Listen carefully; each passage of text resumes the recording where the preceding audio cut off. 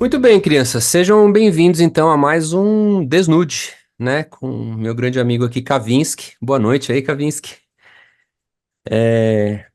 hoje nós vamos falar de um assunto bacana, que é dados, né? Data is the new oil. E Uhum. para a gente falar um pouquinho sobre esse assunto, né? Eu convidei aqui um grande amigo meu, né? Que é o Denis Fer. Já vou apresentá-lo, tá, Denis? Depois eu passo a bucha para você, meio que num formato de pergunta. Mas Denis é um amigo meu de longa data.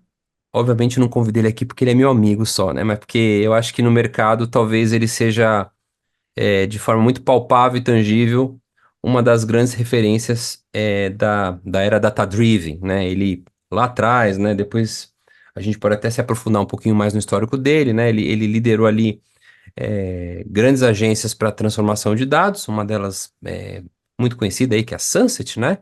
E recentemente, não digo, né? Mas já fazem alguns anos que Dennis fundou a Just Little Data, né? Que hoje faz parte aí do grupo B Partners, tá? Depois você pode até comentar aqui com a galera. Por que que chamei Dennis aqui? Deixa eu até ensejar aqui um pouco da nossa história de hoje. Acho que semana passada, creio eu, né? Dennis me convidou também aí para participar de um podcast de entrevistas. A gente tava com um grupo de amigos ali, Kavinsky, falando um pouquinho sobre, né, movimentações de mercado, falando um pouquinho sobre maturidade de agências e assim por diante. E claramente o assunto dados veio à tona, né? Porque a gente já teve várias fases no mercado em relação à parte de mobile, depois veio, né, a era data-driven e a gente está entrando agora na era do AI first, né? Cada momento do nosso mercado é uma corrida desenfreada, parece uma esquizofrenia de nomenclaturas.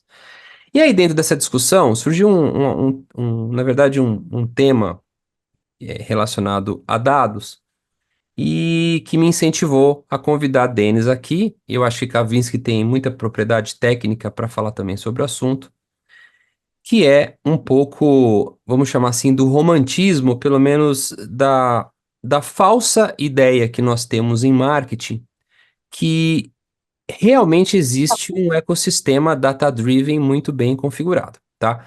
E para eu pautar essa história aqui, eu vou fazer meio que num formato de pílula algumas perguntas tanto para Denis quanto para Kavinsky para a gente ver se a gente consegue trazer à tona algumas verdades em relação ao que a gente chama de data-driven marketing. Pois bem, olha só, os nomes são muito bonitos, né? Eu me lembro que é, eu era da, eu era da época do Data Analytics, né?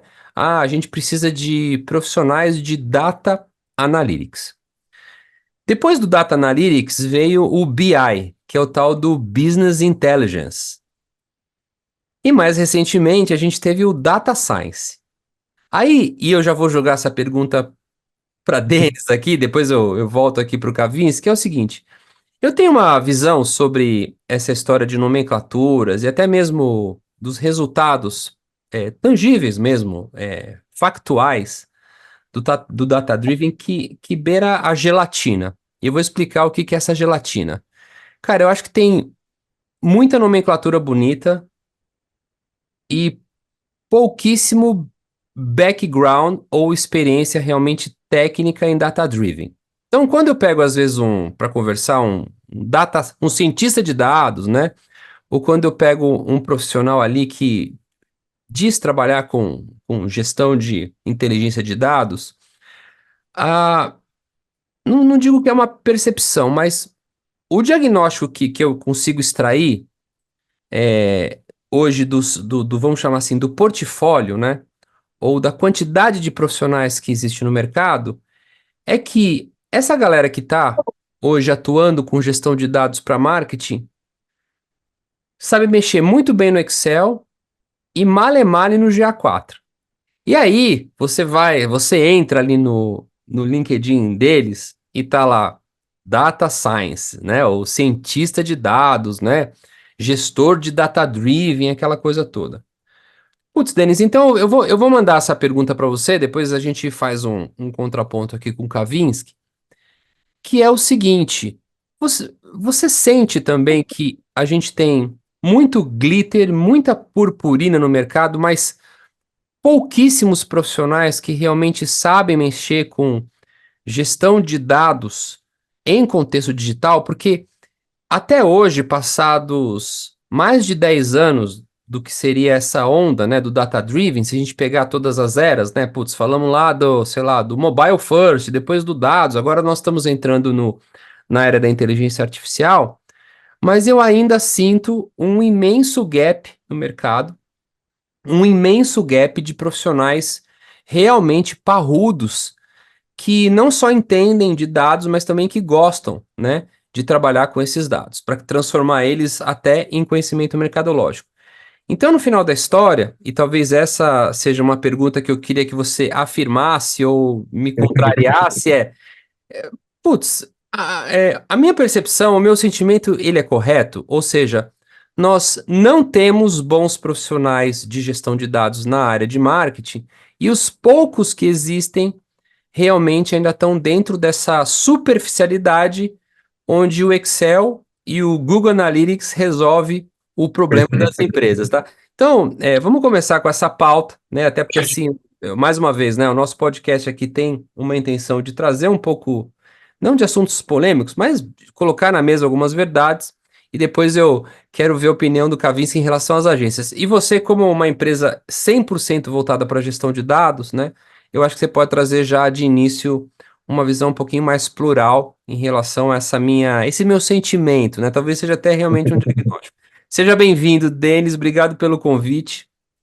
Manda bala aí.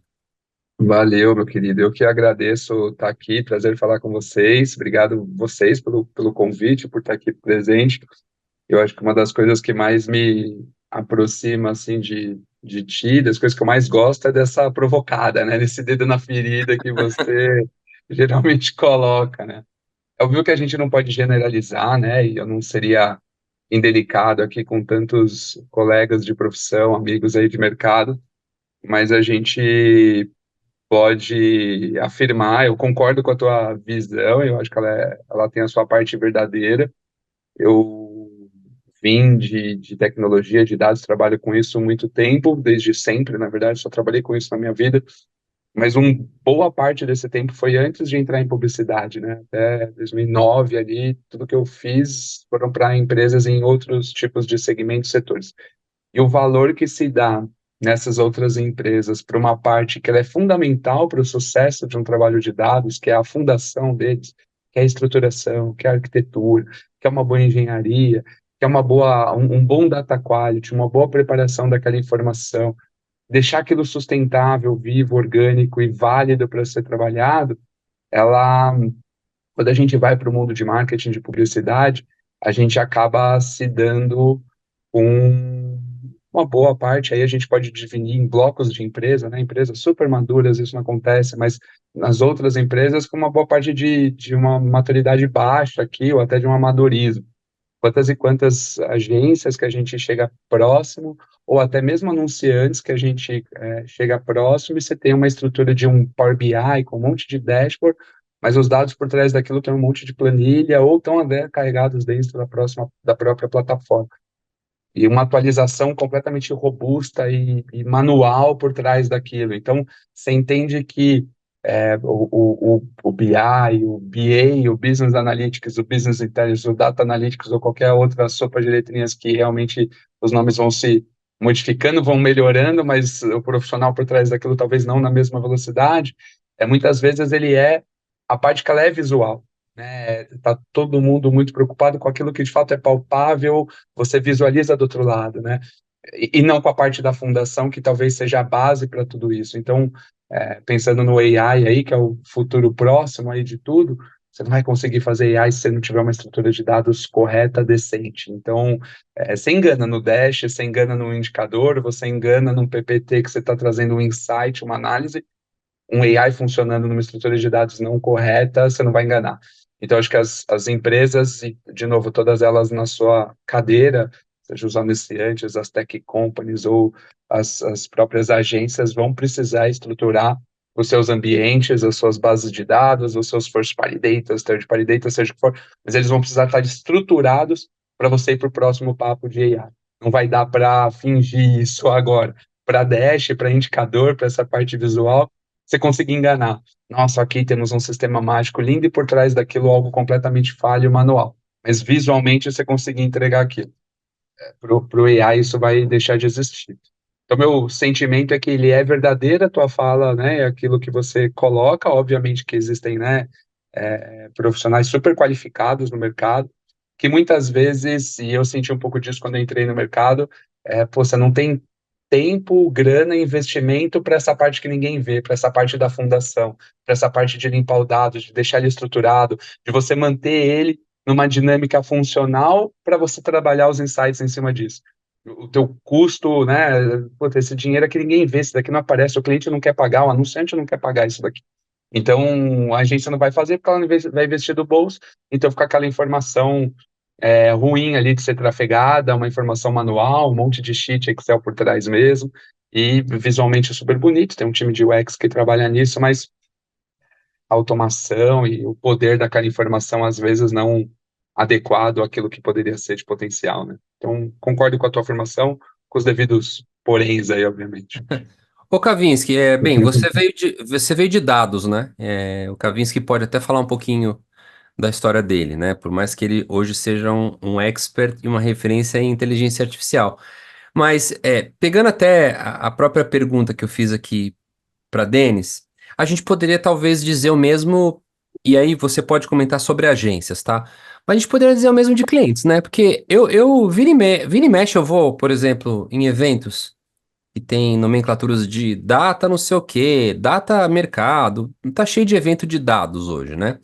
É impressionante, e eu vejo a galera subindo no palco, dizendo a relevância e a importância de tudo ser trabalhado com dados, né? Nossa, como o dado é importante e assim por diante. Aí eu vou conversar com o analista que trabalha dentro da empresa, sabe aquela coisa, o cara que trabalha na cozinha daquela empresa, e eu falo, cara, na boa, como é que, né? Putz, como é que faz isso aí? Parece ser legal, né? Como é que você consegue, né?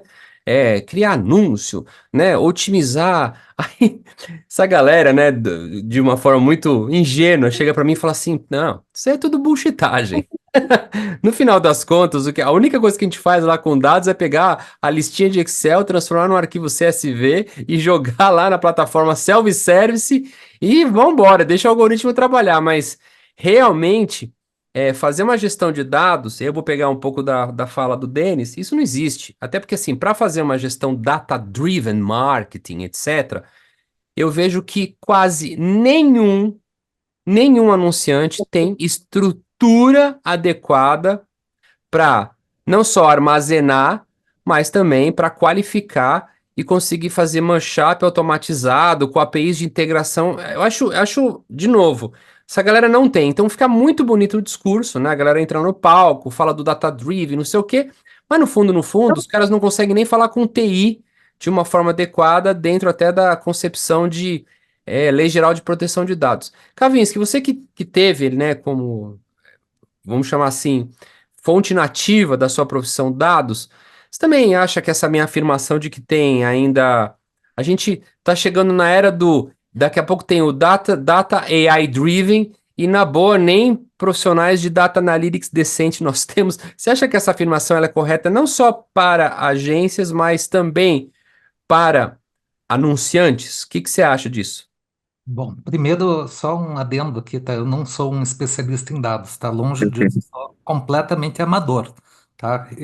Gosto muito, estudo quando posso, mas assim, só arranho a superfície, tá? Estou muito além de estar qualificado para falar tecnicamente, É né? que eu superlativo sempre você, sempre, eu te coloco lá em cima sempre. Merece, merece. Obrigado. Merece. É, mas numa visão de negócios, né, é fato, tá? Tanto agências, né, como clientes estão muito aquém do que seria desejável aí, né, em termos de maturidade de dados, tá? Isso acontece primeiro porque é difícil, é difícil para todos, né? Não importa o tamanho da corporação, né? É uma área que envolve muita tecnologia, né? Tem uma série aí ferramentas e tudo mais que você precisa ter, né, e precisa organizar, é custoso também, né? Então não é só investimento em pessoas, investimento em ferramentas, né? E tudo isso às vezes fica deixado de lado. Tá? Mas eu acho que a gente tem um long tail, né? Como para tudo no marketing. Tem muita agência, né, boa em determinadas disciplinas, né? E a gente acaba tendo um long tail depois de outras que, tipo, dizem que fazem bem, né? Mas não fazem, tá? Isso serve para todos. Agora, uma visão que eu posso trazer só para encerrar minha fala aqui, que me deixa mais preocupado com a nossa situação brasileira, é a experiência que eu tive nos Estados Unidos, né? Eu estive nos Estados Unidos trabalhando de 2014 a 2018, e aí existe um gap aí, uma diferença muito grande da maturidade das empresas americanas em geral, tá, comparado com as brasileiras. A gente atende aqui só para somar, a gente atende aqui uma conta, uma dessas marcas grandes ali, globais, e atende esta mesma marca a Brasil. E assim, o nível de troca e de conversa com o time global, que é um time americano, versus o time brasileiro, ele é gritante.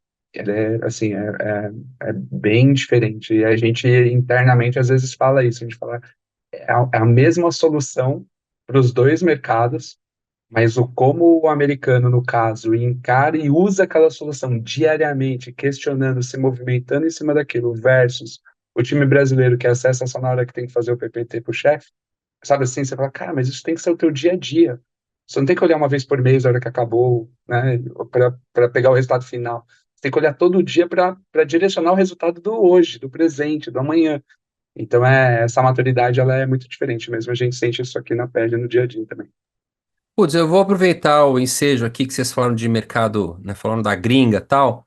Eu queria abrir aqui um parêntese sobre um tema que tem correlação com a gringa, tem correlação com a história dos dados e também está virando uma epopeia, né? Que é a história do cookie, né? Aí eu queria saber a opinião de vocês, assim, se o Kavinsky puder falar. Olha só, eu já tô há uns 3 anos, galera, nessa história do cookieless, da era do fim do cookie, assim por diante. Tô puxando um assunto aqui, já que nós estamos falando de dados, né? Já que a gente já destruiu os analistas de ciência de dados, vamos agora destruir os players de Big Tech aqui. Mas olha só, nós estamos há uns 3, 4 anos, gente, falando do fim da era do cookie. Ah, porque vai acabar, vai acabar, vai acabar. Meu, todo ano tem uma postergação. Todo ano os caras vão lá e agora posterga, agora posterga. A gente já teve no nosso ecossistema aqui DMP. Aí, ó, não vai mais ser DMP, vamos agora ter que construir uma CDP. Aí os caras começam a construir CDP. Não, agora vamos pro Data Clean Room, que é mais rápido, não sei o quê.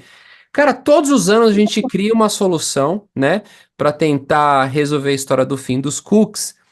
E, meu, o Google principalmente vai postergando aquilo, vai postergando, vai postergando. O que me leva a crer que, primeiro, talvez não saia. Segundo, os caras não encontraram um modelo de negócio que seja rentável. Rentável é assim, que consiga abastecer o ecossistema de mídia digital programática, que hoje é toda pautada em bidding com cookie. E aí eu começo a cair na história do descrédito. Gente, eu acho que não vai rolar. Não vai rolar. Ou as big techs, de uma forma geral, estão, meu, começando a ter projetos individuais, de repente, pum, vem um paladino e fala, não, eu encontrei um sistema próprio meu, né? A gente tava num processo, continuamos, na verdade, né? Num processo de colaboração, né? O próprio Google tem meio que um sandbox ali onde as pessoas contribuem, né? É meio que open source ali, né? Para você contribuir, mas, passados, sei lá, a gente começou essa discussão há uns 5, 6 anos atrás, eu não sei, né? Até agora não saiu. Ô, Denis, sai! Ô, Kavinsky, sai esse negócio, porque eu tô começando a acreditar que talvez não saia. Porque, ou, aí pensando, né, fora a rentabilidade, talvez o grau de assertividade ele seja tão reduzido, porque a gente acaba indo para mar aberto, sem cookie, né, que a gente vai ter um inflacionamento muito grande e o ecossistema vai ficar um pouco denegrido, né, o anunciante vai começar a falar, putz, não tem mais o mesmo tipo de pauta, né, porque, vamos só recordar, né, uma das grandes alavancas exponenciais de crescimento de mídia digital era o fato, e ainda continua sendo fato, de nós podermos traquear e a gente ter a leitura, diferente de É, offline, né? Então, o offline a gente até hoje, por mais que tenham, né, por mais que tenha MMM, empresa de brand, na boa, né? Até hoje o offline não me venha com, né, com mais purpurina aqui. Não tem a assertividade que tem o digital. E o cookieless é um pouco de perda disso, né? Então a gente perde muito. Mas indo direto ao ponto, parando, eu tô dando até um pouco de contexto para quem está escutando a gente e não sabe, né? A história do cookie, né, que é o traqueamento ali da máquina, né, do IP do usuário para a gente fazer remarketing. Mas, Denis, você acha que sai isso, né? Qual que... E aí depois eu olha, queria escutar a opinião do Kavinsky em relação quais seriam os entraves para sair um negócio desse? Não, né? De uma forma geral, o que que vocês acham que pode travar esse processo do fim dos cookies? Tem a Lei Geral de Proteção de Dados aí, mas parece que a galera também está dando uma flexibilizada na história, né? O que que você acha aí, Denis? todo mundo tem que pagar seu boleto, né? Até o Google, né? Então, certamente isso está bem flexível, né? Se eu não me engano, o primeiro anúncio de eliminação, né, dos cookies de terceiro era para 2022. Isso já foi estendido diversas vezes. A gente está aqui gravando aqui, né, em novembro de 2024.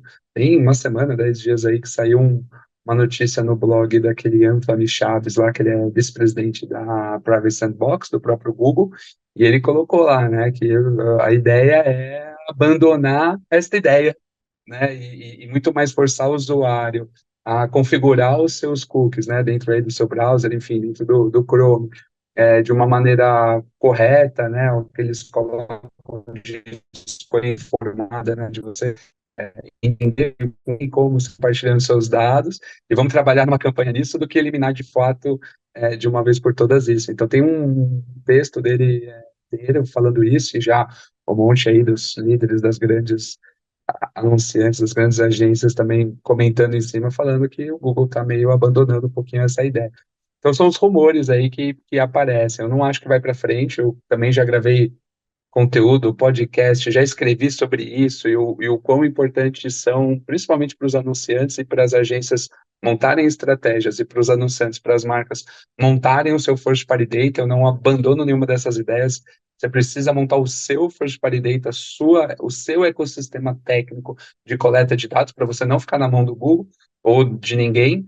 Então, eu acho que essas estratégias foram aceleradas com essas notícias. Alguns levaram mais a sérios do que outros, mas eu entendo que as empresas precisam acelerar essas estratégias, independente da solução do Google. Mas, de fato, depois dessa última notícia que eu vi aí no blog da própria, né, Privacy Sandbox do Google, eu acho que virou novela mexicana, assim, o negócio não vai sair, não. Ô, Kavinsky, te impacta isso aí? Você tem aí tem notícias distintas de Denis? Qual que é a tua opinião em relação à era do fim do... Tô achando que vai ser o fim do fim dos cookies. É isso, é o fim a Isso, volta do que não foram. É a no volta dos que não LinkedIn, foram. É no isso. LinkedIn já mandei essa, fim dos cookies. É fato, tá? Eu também tenho a mesma informação que o Denis, pelo que eu sei, não vai sair, tá? Mas eu acho que essa discussão é interessante, né? Porque quem é que tem que estar preocupado com isso? É nós, como consumidores, e todos os consumidores, né, e usuários. Porque, veja, o Safari conseguiu, né? Por que que ninguém migra para, né, para essas opções de navegadores, né, que já são? E isso é um movimento que tem que partir da sociedade. Se a sociedade não se movimenta agora, não vai acontecer. E daí, no lado profissional, né, primeiro, por que que o Google não, por que que o Google, né, abandonou a ideia, ou teoricamente abandonou a ideia, né? Eles testaram algumas vezes, depois testaram com 1% dos usuários, e eles viram que a receita dos caras estava caindo, tipo, pelo menos 15%, né, à medida que você desligava os cookies. Então, isso ia ter um impacto enorme, né, nos investimentos, né, de mídia com o Google e até com outros players, né? Facebook, por exemplo, fez um teste, né, depois que o Google fez o cookies um tempo atrás, também teve essa queda aí de mais ou menos 15% no ROI dos anunciantes. Então, não tem jeito. E aí é outra coisa que eu acho que é o mais importante de todos e que é, que é uma pena, mas ao mesmo tempo uma oportunidade, é essa questão do first party data, né? Porque é aí que está o diferencial, né? A gente vai falar de mas já adiantando aqui, né? Qual que é o diferencial que uma empresa pode ter na IA? são os dados que só ela tem. Que de resto, você vai usar as ferramentas que todas as Big Techs oferecem, com todas as funcionalidades, né? Todo mundo tem acesso a isso, porém, os dados que só você tem vão ser um dos grandes diferenciais daqui para frente. Ô, Cavice, então deixa eu aproveitar aqui que você citou AI, até para a gente fazer aqui o nossa última pergunta para o Denis, aproveitando, né, o tempo raro do nosso amigo aqui de dados.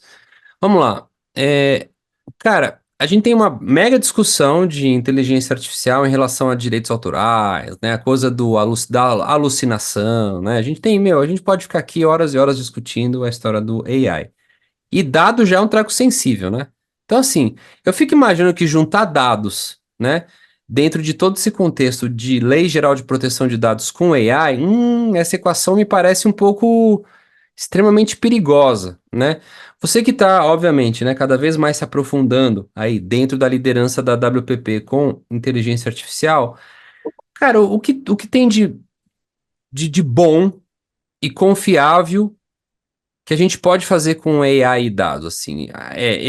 Por exemplo, já peguei algumas vezes o chat GPT e o Copilot, eu coloquei rapidamente uma tabela ali, né? Coloquei algumas coisas simples, né? Mas para teste, né? Ah, me traga aqui alguns insights. Eu já entrei no Excel, né? E tem lá o Copilot e o Copilot fica meio que fazendo algumas perguntinhas, né?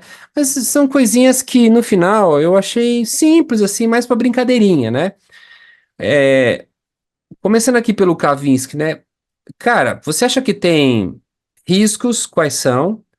E quais são as coisas mais bacanas que você tem visto de inteligência artificial para a gente poder, por exemplo, extrair insights de dados ou trabalhar de uma forma interessante de dados, né? Ou qualquer outro contexto que você acha importante os ouvintes aqui saberem sobre esses dois ecossistemas, né? Dados e inteligência artificial. Vamos lá, eu vou deixar o Denis complementar, porque ele vai saber mais que eu, mas riscos. Eu não usaria nenhuma ferramenta de IA generativa para fazer análise de dados, tá? Porque ela tem invencionistas, né? Você precisa de uma ferramenta daí que seja mais metódica ali, né? Que faça uma inteligência diferente. Talvez você vai usar essas ferramentas, e aí eu acho que vem a diferença grande, que vai ser uma coisa legal, das pessoas poderem conversar com os dados. Essa vai ser a parte generativa. Mas de onde vem essa resposta não pode ser uma resposta de uma IA generativa, tem que ser de uma IA, né, que seja ali mais. Agora eu esqueci o nome, daqui a pouco eu lembro, você põe uma correção aí depois. Não tem E, problema. e o que mais uma coisa que é bem interessante é a questão dos dados sintéticos. Então, esses dados sintéticos são os quê? São dados artificiais que tentam imitar dados do mundo real, né? Criados por algoritmos e simulações. Ou seja, você não precisa mais de toda aquela gama de dados de todo mundo, por exemplo, para entender comportamento. Você faz uma simulação disso e usa esses dados sem invadir aí a privacidade das pessoas, podendo lidar com questões de vieses e afins, né? Tem muita coisa legal que eu acho que pode sair daí. Ô, Denis, você já usa, cara, já tem usado, assim, de forma consistente, já que a gente começou a falar, a gente começou aqui o nosso bate-papo dizendo da purpurina que o mercado ainda joga no ar e a falta de realmente background técnico dos profissionais e também a escassez, né? Você usa ou tá virando mais, né, um teatro, mais poeira, tal? O que que você tem tateado, ou pelo menos tem experimentado e fala, cara, isso aqui é consistente para utilização de dados, ou nada, ainda você está muito cético, esperando aí pelo menos um próximo passo mais assertivo. Como é que tem sido aí para Just a Little Data e para seus clientes? Eu acho que a gente, putz, tem data no nome, né? Just a Little Data. Então não dá pra gente não estar olhando com esse assunto com a seriedade que ele pede. Eu, eu venho a, né, não sou desses gurus, futuristas, nem nada disso, mas eu venho a afirmar que acho que a AI vai mudar a forma como a gente olha para uma série de coisas do nosso trabalho. E no meu ponto de vista, e vou deixar isso de forma prática para você, acho que tem três grandes impactos assim que a AI vem atuando. Um primeiro deles que é é como você se torna muito mais produtivo, que eu acho que esses são os exemplos que você falou, né? Ah, fiz uns testezinhos aqui, mas daqui a pouco isso começa a fazer parte da tua rotina. A gente, falando do mundo da publicidade, a gente já vê isso, bastante coisa com relação à criação de textos e imagens. Eu acho que é onde o pessoal mais acertou a mão ou está usando com mais frequência, né? Textos produzidos pela AI, imagens produzidas pela AI, então você traz isso à velocidade, ou seja, você se torna mais produtivo. Acho que a outra coisa é você tornar a tua operação e tua empresa mais produtiva. Então, acho que tem algumas séries de atividades que você consegue via AI, via agentes, por exemplo, automatizar. Então, há uma questão, por exemplo, de um listening em redes sociais, cara, dá para você colocar um agente que vai olhar as 5, 6 redes sociais, olhar determinadas menções, que é o que um analista fazia, né? Um analista de social listening, um analista de BI fazia manualmente, e já trazer, ó, ontem, tudo que foi falado sobre uma personalidade ou sobre uma marca, de forma resumida, contextualizada, com os links de referência, vai produtizar demais o trabalho dessas pessoas. Eu acho que isso é um uso prático, real. A Just vem criando uma série de botzinhos e de agentes para diversas funcionalidades com esse objetivo, como que a gente potencializa algumas operações e alguns trabalhos. E que tipo de produto e solução vai vir daí para frente, né? Então, quando você fala de maneira prática ou é purpurina, eu acho que ainda tem muita coisa de purpurina, tem um monte de empresa falando, a gente implementa um bot usando AI, e quando você vai ver o bot, é uma árvore de decisão mais simples possível, não tem nada de AI ali. Mas tem muita coisa que já está sendo usada. Acho que o Kavinsky falou uma coisa séria de você não ter uma NPL olhando a análise de dados diretamente, é completamente errado, a chance de alucinar é enorme mesmo. Como é que você tem uma estrutura de dados que está fazendo, vou colocar de maneira simplória aqui, as queries no banco está trazendo o dado daquela pergunta que foi feita, e você usa uma linguagem ali de GenAI para transformar isso num texto fácil, de fácil consumo e tudo mais. Mas a tua base de conhecimento, a tua própria estrutura de dados, teu first party data, não deixa isso alucinar. Então, você tem arquiteturas e estruturas para usar muito bem a AI no dia a dia, e isso já é dia a dia. Eu acho que ainda em fase experimental dentro de algumas empresas, a gente está rodando POC, por exemplo, para 2, 3 empresas do tipo, vamos testar isso até dezembro, em janeiro a gente vai colocar uma versão no ar, entendo que as empresas estão aceleradas. Eu acho que tem uma parte que é o hype da palavra e da espuma, precisamos ter qualquer coisa no ar. Essa é a que não vai funcionar e não vai ser duradoura, mas tem empresas que estão começando a se estruturar direitinho nisso. Quais são essas empresas que vão largar na frente? Aí a gente volta lá para a primeira pergunta, aquelas que de fato investiram em estruturar seus dados, porque a AI não vai rodar numa base qualquer, numa base estruturada, só da espuma. Ela precisa da fundação muito bem construída. Então, tem coisas práticas, tem coisas muito boas vindo para o ar, pouca gente ainda fazendo ou bebendo de fato disso, assim. Eu acho que a maioria ainda está numa espuma, mas tem muita coisa prática e boa indo para o ar. Ô, Denis, eu falei que era a última pergunta, mas fiquei com uma coceira aqui. Me lembrei de Vamos uma. lá, né? Não, é uma última mesmo, é quase uma curiosidade, quase revista Capricho. Olha só. Cara, a gente tinha uma piada, eu acho que eu tava no mercado automotivo uma época, né? Eu tô falando de pelo menos umas 2 décadas atrás. Aí tinha uma piada na empresa que era assim, cara, a gente não consegue profissional de dados, né? Um cara de data analytics, um cara que mexa com estatística, beleza. Brother, a gente tentou contratar uma galera que ia trabalhar em banco, assim, sabe? E a agência também, na época. Acho que a agência na época era o Grupo Havas, que hoje nem tem mais, né? Hoje, não, o Grupo Havas continua sendo um dos maiores grupos do mundo, mas aqui no Brasil não é mais Havas, tinha várias. E a gente tentou, tanto eu, né? Quanto o Havas, a gente tentou contratar uma galera, assim, que, meu, pega a cara de banco, né? Aí a gente achava que esse pessoal ia adorar trabalhar no marketing. Pô, vamos tirar essa galera do banco, né, meu? Vamos tirar esse pessoal desse ambiente chato, né? Sabe aquela coisa, aquela visão que marketólogo tem, né? E Da vai própria trabalhar no indústria. banco? Vai trabalhar no banco. Rapaz, não durou assim. Os caras eles ficavam 6 meses, aí de repente chegava na minha sala, ou chegava na minha mesa e falava assim: Cara, esse pessoal aqui é muito esquisito, muito louco, né? Uma bagunça. A gente não conseguia contratar porque os caras preferiam trabalhar num esqueminha, sabe? Tipo, empresa alemã numérica, assim, né? Não. Cara, aí a minha pergunta tem um pouco a ver com esse histórico um pouco cômico, que é, ô Denis, os melhores caras de BI não sai de faculdade de marketing, na boa, né? Da onde vem essa galera assim, fala, porra, essa galera, o data mine, a mina de ouro tá aqui. Hoje, dentro do seu, você tem, meu, centenas de colaboradores voltados para dados, né?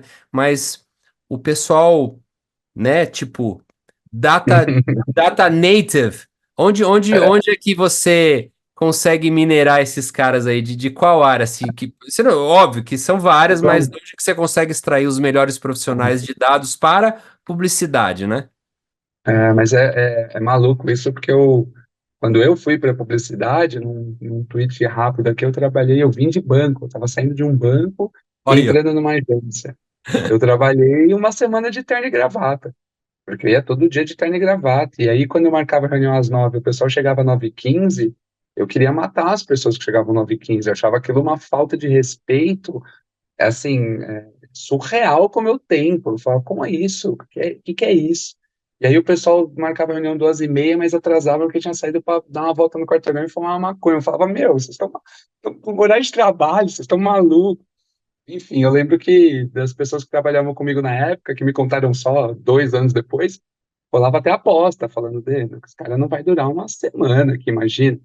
Então, o que que acontece? Eu já chego na tua resposta rápida, assim, eu acho que essa parte não disciplinada atrapalha demais a evolução dessa parte técnica, analítica dentro da publicidade. Vou colocar dessa forma de maneira geral e genérica, lembrando que, obviamente, tem agências anunciantes que fazem um excelente trabalho, não estou aqui querendo generalizar, não. Mas essa falta de disciplina, essa falta de estrutura, essa falta de organização atrapalha demais a evolução do profissional. Eu senti isso na pele. Os primeiros 2, 3, 4 pessoas que eu contratava também não pararam comigo. Entendeu? Eu não tenho nem com quem conversar aqui dentro. Não é porque eu não gosto das pessoas. Aliás, estou achando demais esse mundo. Vamos beber, happy hour, festa toda hora, anunciante bancando ingresso para tudo que é lugar. Eu adoro isso, mas pô, isso no meu trabalho ferrou, cara. Eu não consigo fazer meu trabalho vivendo dessa forma. Porque eu preciso de disciplina, eu preciso de foco, eu preciso de atenção, eu preciso acertar a conta, montar a equação, sabe? É uma outra dinâmica mesmo. Então, eu lembro, pô, 2009 eu contratei meu primeiro físico para uma agência. Imagina a loucura que foi. Então, é bem maluco. Onde essas pessoas estão? Elas estão nas áreas técnicas, elas estão fazendo cursos ainda de matemática, de estatística, não é mais processamento de dados, mas de engenharia. Essas são as fontes melhores, de pessoas que têm um raciocínio e uma educação no sentido da faculdade, né, do ensino, mais protocolar mesmo, mais exatas, de passo a passo, porque quando você está lá na estrutura e numa arquitetura de dados, não dá para pular etapas, não dá para pular barreiras, não dá para ser de qualquer jeito, não dá para colocar alguém para pôr ali, você precisa ter uma estrutura lógica no seu pensamento. Eu lembro que a gente estudava Portugal na minha época ali, né? 42 anos aqui, um tempão atrás. Cara, como é que você coloca todas as instruções de trocar de roupa? Cara, dava quase 1.000 linhas de código para você trocar de roupa. Isso, uma pessoa que não é do mundo de exatas não consegue compreender. Então, as fontes continuam sendo os locais de exatas, assim. Ah, mas tem ótimas pessoas que estudaram publicidade, entraram no mundo aí de números, de BI, se deram muito bem, são excelentes profissionais hoje, óbvio que tem, de novo, não estou aqui falando de um ou de outro, mas se você for fazer os grandes cortes, aonde a Magalu vai buscar os profissionais técnicos dela, onde a Itaú vai buscar os profissionais técnicos, aonde as tech companies ou as startups, né, vão buscar em faculdades de exata, vão buscar em universidades de exatas, ou vão formar essas pessoas, que é outra coisa que eu acho que a publicidade faz muito pouco, eu acho que o projeto com a Lemonade School é uma resposta a isso. Como é que você forma pessoas? E a gente investe muito pouco na formação de pessoas.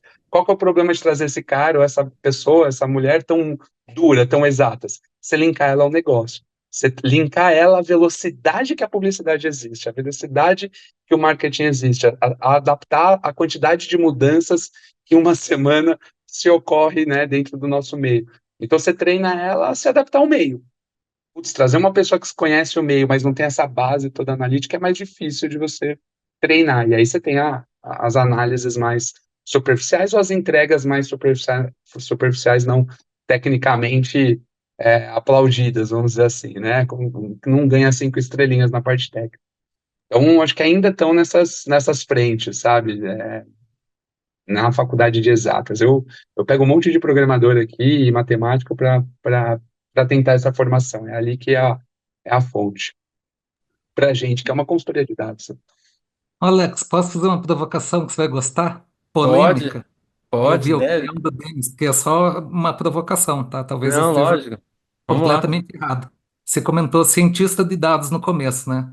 Cara, Sim. cientista para mim é o cara que passa 80% do tempo pesquisando, tá? Meu pai era um cientista, um veterinário cientista, pesquisador da UFPR, identificou doenças, né, parvovirose no Brasil, tá? Tava fazendo pesquisa.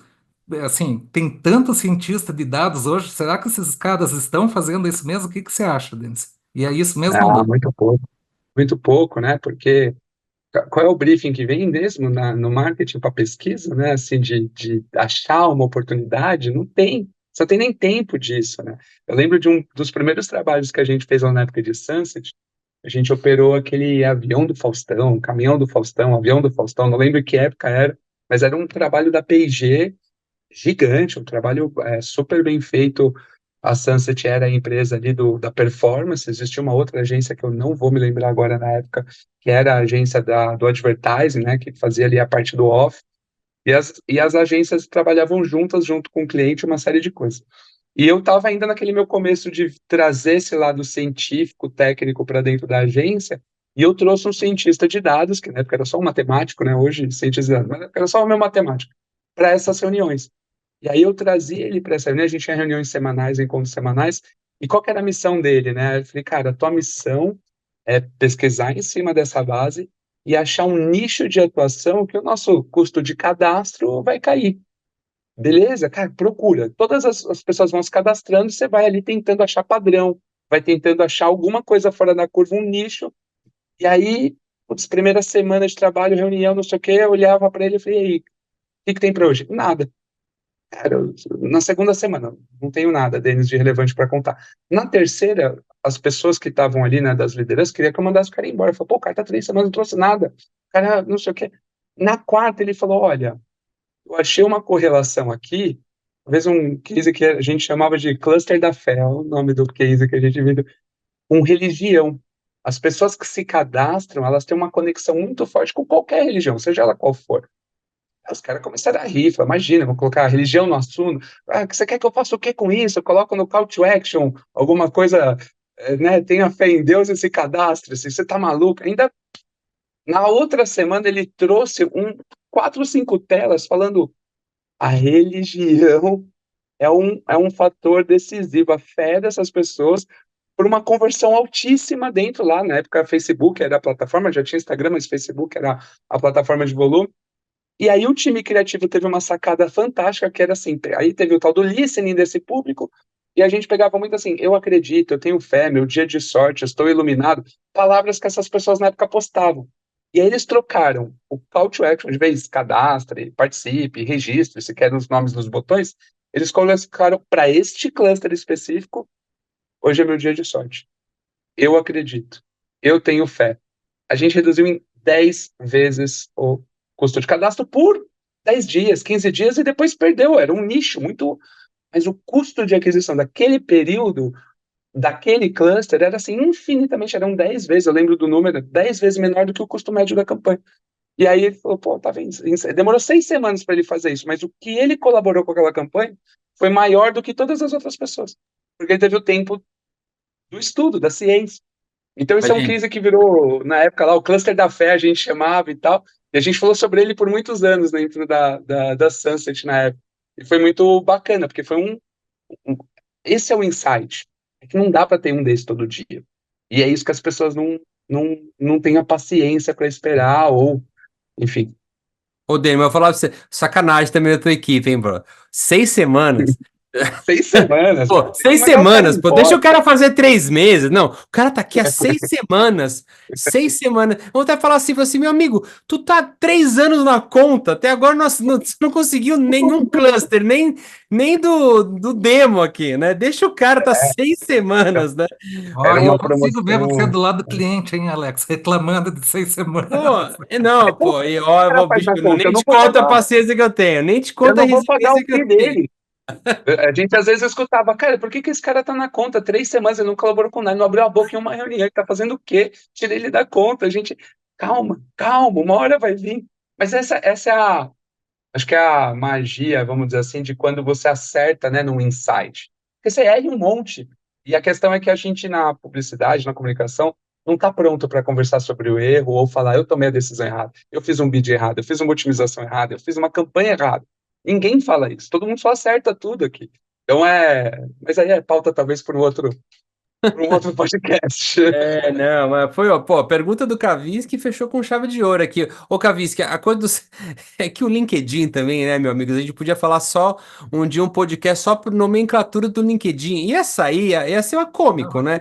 Porque hoje até CEO, gente, até ser CEO no LinkedIn hoje é pauta de vergonha alheia, né? Porque você tá cheio de CEO de nada, né? Você fala, mas brother, você é CEO do quê? Não, é isso aqui que é. Eu abri aqui no escritório de casa, uma empresa, eu sou CEO. Tem uns nomes, tipo CEO, co-founder. Gente, até eu vi esses dias o Chief Happiness Officer. Eu juro que eu queria trazer, eu vou convidar um pessoal de RH para explicar a, a inconsistência, o antagonismo entre o Chief Happiness Officer e aqueles gurus que falam assim: aqui não tem família nenhuma, não, mano. Aqui não tem família, né?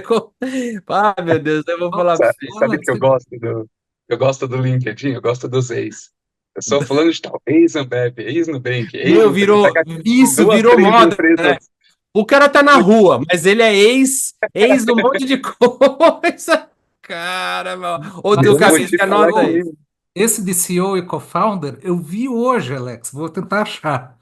O cara falando qual é a estratégia tática dele de mudar para CEO ou co-founder, que aumenta, melhora as conversões. E todo mundo curtindo e falando, funcionou para mim também. Né?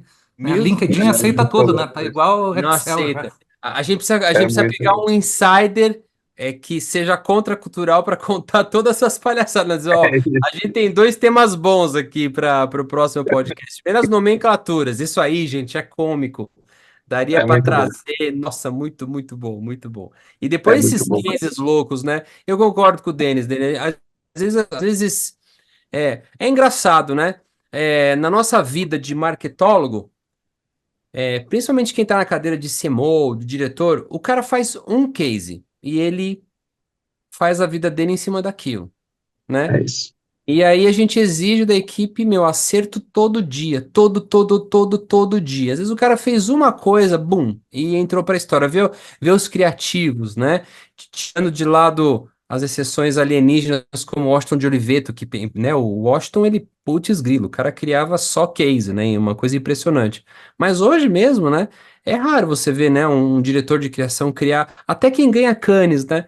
Ganhar um treco tipo, isso aqui é algo antológico, né? Como o primeiro sutiã, isso não é uma Brastemp. É muito raro a gente ver alguma coisa que seja outstanding. Muito. Eu vejo muitos exageros, né? Hoje mesmo, eu não vou nem falar eu ia falar o banco, né? Mas eu nem vou falar o case. Mas hoje, cara, gasta-se uma nota com celebridades internacionais, um negócio que, sei lá, dura 2, 3 minutos. Eu fiquei cansado hoje, mas a gente não consegue ter, né, a criatividade sintetizada em 30 segundos, não mais, né? Realmente uma big idea. Mas, galera, ó, fugimos pra caramba do assunto, que foi muito legal o final aqui Foi ótimo. do nosso bate-papo, foi ótimo. Gente, eu fico imaginando quem escuta. Cavinho, quem escuta o nosso podcast? Me diz, alguém fala assim, eu escuto, aí eu acho esses caras muito loucos, porque a gente grava de casa, né? A gente já gravou gente na praça, né? Daqui a pouco passa o motoboy, mas tem uma galera que escuta, Ah, né? mas Espero que o conteúdo agora seja bom. é boa para engajamento. A gente manda para todos os cientistas de dados. Eles vão ficar putos. Pois é. E aí vai ter o engajamento deles reclamando com a gente, entendeu? Pô, vai É ser ótimo. isso. Exatamente. Mas a gente só aceita se for formado nisso daí mesmo, né? Agora, se for naqueles fala que é cientista de dados. Não É. vale, não Denis, vale a reclamação. muito bem. Denis, muito obrigado pelo convite. Kavinsky, arrasamos aí, tá bom? Obrigado, até o próximo. Obrigado, Denis. Valeu. Obrigado a vocês.